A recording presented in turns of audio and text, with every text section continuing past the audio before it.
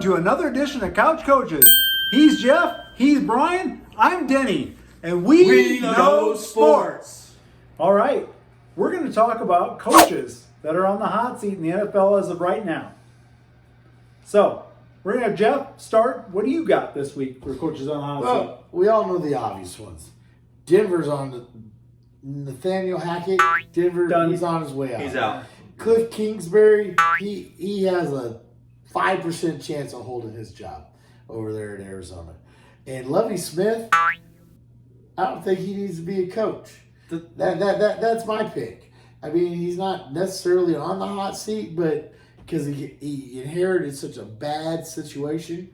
But on the other hand, he ain't improved their situation at all. Yeah, Lovie Smith will be done after this year. I mean, everybody says what a great guy that he is, but, gosh, you think about teams that he's coached. I mean, the only reason that he was halfway decent with the Bears because they went to a Super Bowl one year, but it really didn't have anything to do with him. And it really didn't have to do with him. Illinois, he was terrible. Illinois was horrible. And Houston, he just hasn't been real good either. He was a defensive coordinator, and that's probably where he should be. Yes. Yeah, because Houston's defense is the only reason that they're still an NFL consideration. Every week you think about, wow, can their defense hold them down? Because that's all they got. That's all they got. Yeah. The other thing is, Washington's head coach has really done a really good job. Ron Rivera. Up to this point. He's not on the hot seat. Their schedule going out, he could literally end up with only 2 more wins. I don't think he's on the hot seat, though. Rivera's not on the hot seat. I don't think he's on the hot seat. You don't think so? No. I think He could make the playoffs. He's the one that pushed for wins. They sold out to get him. They paid a lot of money for a guy that sucks. The thing is, though, Jesus. I'm telling you facts here. you gotta love how much Jeff hates wins. I do. Oh my God, the guy is horrible. Do you know what I'm gathering? Every year at the end of the year, and we're like, whoa, we're gonna get wins because he got kicked out of Philadelphia. And they're like, oh. We should have never got him. Yeah. And then Washington's like, whoa, we got wins because he got kicked out of Indianapolis. And now they got some guy we barely heard of that literally took his job. And, Just saying, he's playing better than Matt Ryan did. Oh, and what does that mean? So he's playing better than a turd. I can't. Matt Ryan? You're calling Matt Ryan a turd? This year, that man should have retired. He should have went out on a little white horse and said, woo. But no, he goes to Indianapolis thinking he's got a run game in Jonathan Taylor. And he's throwing dimes. I mean, he's literally thrown to the other team. He don't care. Carson Wentz is horrible. This is what I'm Ron finding Rivera out. went after him. He got him. And now he's got the same backup quarterback that he's had for 3 years as a starter. This is what I'm finding out. Jeff don't like Dakota people, so I'm surprised you're doing Yeah, this. Dakota beat my I'm ass. just- I don't like Carson You don't like Wentz. anyone from Dakota. Carson Wentz is horrible. Carson He Wentz was is horrible when he came out. He had one good season, and that was because he had a great team around him. He had more good seasons than just one. You No, know, he didn't. Yes, he did. No, he didn't. Yeah, he did. No, he didn't. We can get into this another time. Yeah. We keep putting this conversation off. That's a whole other can of worms we don't want to open up tonight. We can Brian have a loves whole Carson episode Wentz. on this. I mean, if Carson Wentz showed up right now, he would marry him. He'd sit there and go give him a big old hug and a kiss, ask for his autograph across his chest. I mean, I'd probably ask for his autograph, to be Really? honest with you. I mean, it's Carson Wentz. There's only one guy sitting here that wouldn't ask for his autograph. Absolutely, I would not be the guy. I'm that guy. This is my thing, though, with your pick, with Ron Rivera. He is a player's coach. The players would do anything for Ron Rivera. That's why I say he's not on the hot seat. And Plus, he's absolutely. a coach for a terrible organization. When his mom died just a couple weeks ago, I mean, the players were there for him. They were. Yeah. They were, I mean, they wanted to win for him and for his family. And as a GM, let's say I was his GM, the best thing he did is didn't care that I went out and got Carson Wentz. He benched him. He said, you made a bad decision. and that would save his job, in my opinion. This is my. But then on the other hand, as GM, I'm looking for my job, and I went out and got Carson Wentz, and you benched him, and now all of a sudden you rattled off 4 losses out of the last 6 games, and you know what? You didn't play Carson Wentz, so I might bring in a new coach to play that guy again. But what did Ron Rivera do when he was called out about it? I didn't see that. He defended him. He defended Wholeheartedly. Wentz? Yeah, he did. Oh, Go stop back it. and look at the. Go back and look. Even at if he defended him for PR Just reasons. saying. He still He stuck his defended- ass on the bench. He defends his players. Yeah, No he matter can what. defend him all he wants. Let's- Carson Wentz is a horrible quarterback, and the GM and the Washington Commanders should have never went out and got him. It's a terrible organization. Period. It is You know, terrible if they would have organization. went out and got a decent quarterback, they'd be all right now. They are all right. They're in the playoff hunt. Nah, they're in the hunt. They're going to make it probably. But that said, it's not because, man, they spent a lot of money on Wentz. All right. They took his contract from Indianapolis. Let's move on. My coaches that I believe are on the hot seat. I'm going to start with Josh McDaniels. This is maybe a fairly easy one, but I don't know. Now that they've won a couple of games in a row, maybe it's not so easy. But to me, Josh McDaniels is a coordinator. He's not a head coach.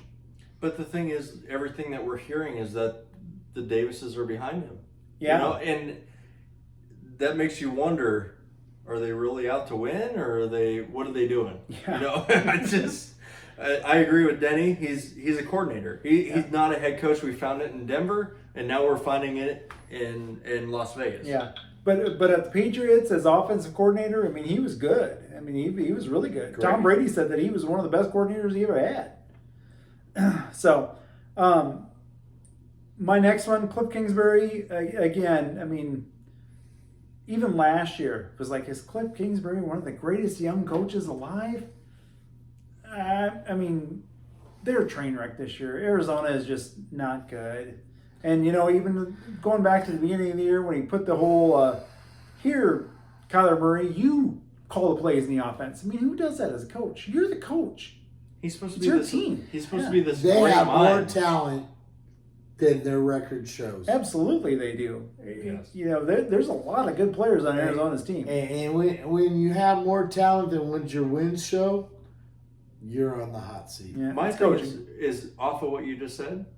Why would you put a study clause in somebody's contract, and then you turn over to play calling to him? Yeah. That doesn't make sense. It doesn't make any sense It at all. doesn't make any sense at all. Doesn't make any sense at all. No. My third one could be a little controversial, but I think Matt LaFleur maybe is on the hot seat. Green Bay they're a train wreck this year. They are. And I don't know if it's because of Aaron Rodgers, if it's because their defense isn't that great, what the deal is, but to me, Matt LaFleur, and I know everybody says, well, Nathaniel Hackett's such a terrible coach, but maybe when they were together, that's maybe when he was a little bit better. Yeah. And now they got him off the team and give all the reins over to Aaron Rodgers, and it's like, gosh, I don't know what to say there. Let's not kid ourselves here. I think Green Bay has the same problem that Dallas has. Their GMs and front office control their team roster. Yeah. And that means that he doesn't have any choice on who's put in front of him. Yeah. They made a lot of bad decisions between the offseason of last year and to this season. Yeah. I mean, let a Devontae Adams go. That was a I huge mean, mistake. that- Huge mistake. Who takes your best offensive weapon and sends them to somewhere else? But then I kind of wonder, was it a salary cap issue? Is that why they had to let him go? Yeah, they couldn't afford to keep him anyway, so they're trying to get something. They have some of the most salary cap available in the league. Right. They were one of the lower paid teams. It wasn't a salary cap issue, which makes no sense of why they let him go. Yeah. They didn't have to clear cap space. And if they did have to clear cap space, what the hell did they bring in? Nothing. I mean, absolutely nothing. They didn't even draft a wide receiver till the second round. And they didn't give Rodgers that much more money. No. There was no reason that they couldn't sign Adams and Rodgers. Yeah. That's a front office problem. Yeah. Yes. Yeah. Brian, who do you got as your coaches? You know, a guy that I have on the hot seat that Yes, nobody sir. said yet? They'll fire him at the front office to let them not take responsibility for their problems. That's possible. Possible. But I got Sorry. I got I Dennis, wasn't done talking about that. I got Dennis Allen of the Saints. Ooh. You know, nobody's really talking about him, and why? You know, You have a great defense in New Orleans. You have great defensive talent in New Orleans. wasn't he a defensive coordinator? Yeah, Yeah. he was. He was. And that team's in shambles right now. You know, the thing is that they'll play really good one week, and then next week they won't score. It's just they don't have any offensive I mean, talent. just to put it out there so that we talk about it. Why is Sean Payton not there? I mean, There's a reason he left. right? Yeah. And you know, And will he be back in the NFL next year? I don't know. absolutely. Well, maybe not next year. He's waiting for that Dallas job to open up. Yeah. Yeah. And it ain't gonna Because open we up. all know McCarthy's not the guy. I'm just saying. Well, it depends on what he does in the playoffs. He was the product of two great quarterbacks of all time. Aaron There we Rodgers go. and Dak Prescott. No, not Prescott. God I'm just damn. saying. You know, if you were an old and crippled, I'd knock you out. Yeah. Dak Prescott, my ass. Hope you like your weeds is all I got to say. I'm just Yeah. saying the only reason that he has that job is because he had Brett Favre, and then he went right to Aaron Rodgers. Yeah. Like, how can you not get a better scenario right there? And that's why my second one, Matt LaFleur, is on there. You have one of the greatest quarterbacks of all time. And your team is in shambles. Yeah. Shambles. And don't kid ourselves here. Y'all need a drink? Because Nathaniel Brian is absolutely right. Nathaniel Hackett was not the offensive coordinator. He was by title. Yeah. But Aaron Rodgers was that offensive coordinator. And this is what we're seeing on the sideline right now. Aaron Rodgers getting pissed at the coaching staff because they took that away from him. Now that Nathaniel Hackett's gone. And the reason that Aaron Rodgers loved him so much is because he let him do whatever he wanted. Yeah. Yeah. There's a reason that Aaron Rodgers still to this day will defend Nathaniel Hackett. Yeah. And as we're seeing in Denver, as a Denver fan by family ties, he is terrible. Yeah. You brought in Horrible. a guy to literally manage the play clock, and you're an offensive coordinator. Why As is an that a anti-Denver problem? guy, I really like Hackett. I think he's right where he should be. You know, I'm a shirt-tail Denver fan as well, and yeah, it's that's hard to watch. It's hard to watch. As a passionate fan base, as you said earlier this year, and I've been to that exact same game only 7 years ago. It was a Sunday night game, San Francisco and Denver. That fan base is all for their team. Yeah, they are. Rabid. There's not very many fan bases like that, and I would say Nebraska football is in that same standpoint. However, Denver football, there's nothing like it. Like, that team is all for their team, or that city is all for their team. Like I said, when I was at that game, it was so loud, and the stadium was actually shaking. You could feel it shaking underneath It you. does shake, yes. It's impressive. Mhm. Yeah, for sure.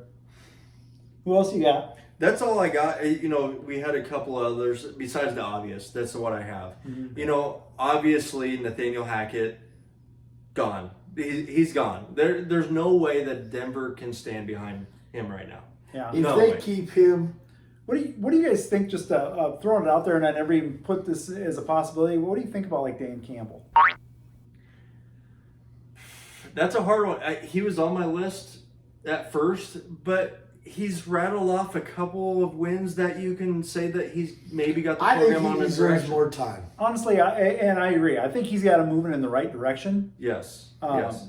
He took over a horrible situation. It's just a horrible team. Yeah. Watching Hard Knocks at the beginning of the year and watching him, the guy has a lot of energy and a lot of enthusiasm, and he is all for the Detroit Lions. Yes. And so I hope that he does. He's got a few extra draft picks this year in the upper rounds. I think he gets another year to see what he brings in and how that materializes. Mm-hmm. The thing is though with Detroit and some of these other teams that they stand behind a coach for a year and then they move on. Besides Nathaniel Hackett, because I think he needs to be gone anyway. You got to give it time. Like, you are taking over a terrible team. And then No. as we're finding with Ron Rivera. This is the NFL. Do you know what that stands for? Not for long. If you act like this. I'm just That's saying. old Jerry Glanville. Yeah, absolutely. Ron Rivera is making the best of a situation. He's doing the best he can for a terrible organization. They are literally trying to force the guy to sell his organization, Yeah. for God's sakes. Well, the owner's a jerk. There's no He's a jerk. I don't think there's anybody that's going to argue that. Yeah, I'm just saying. And you're right. He's in a bad situation with what's going on. But he's got him in the playoff hunt. Yeah, he does. Yeah. And I don't know if he's got it in the playoff hunt, but they're in the playoff as we hunt. talked about earlier, he might be in. That whole NFC East might be in. Yeah. Because the NFC is a bad conference. Yeah. They're Yeah. very top heavy. Well, let's just talk about one more thing. Who was it that picked New England to win this game? Probably you two dorks. Because I told you that Buffalo was going to kill It's them. not over. I picked Yeah, Buffalo. Buffalo just scored again. They did not. There's a flag. Well, I'm pretty sure it was against. It's coming back. It is 17-7 right now. Oh, it was holding. Yeah. All right, fine, it's coming back. See, that's coming back. That's That's right. holding. That's the only reason he got out there. 17-7. Otherwise, they would have 17-7. dropped him. Yeah. So, good. Well, that's our show for tonight. Talking about coaches that are on the hot seat. If you guys have any other things that you want to comment on or any other coaches that you think should be on the hot seat, please hit that subscribe button, hit the like button, put your comments in the comment section, and we will certainly go over them. Because at the end of the day, we are the Couch Coaches, and we know sports.